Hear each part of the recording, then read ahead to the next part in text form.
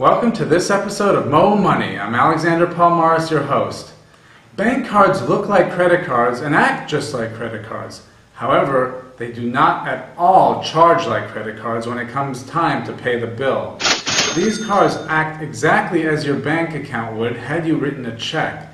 So what are the repercussions of this? Here's an interesting story for you. Since these cards look so similar to any real credit cards you may have, it's easy to pull that card out instead of your normal Visa or MasterCard.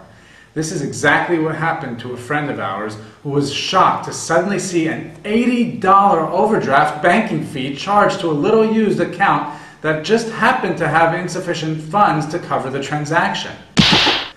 Now, you would think that acting as a credit card, the bank would treat the transaction as credit if insufficient funds are available. But instead, it worked more like this.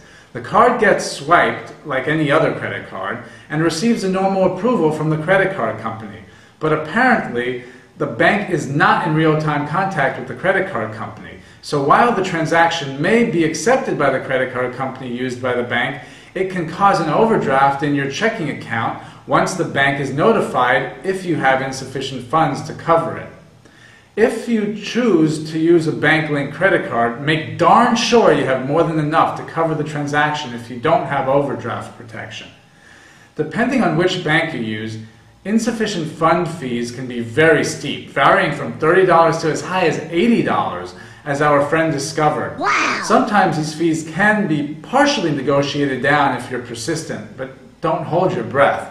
On the debit card side, apparently transactions are handled on a real-time basis and may be declined if funds are unavailable at the time the request is made. But policies may still vary from bank to bank, so be sure to read all of the fine print and contact your bank for a better understanding.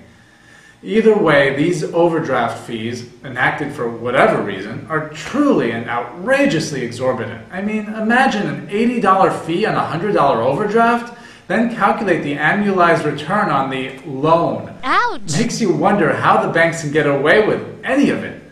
But in the meantime, what a great way for banks to make extra money if they don't mind screwing their customers. Relax. Ouch. Thank you.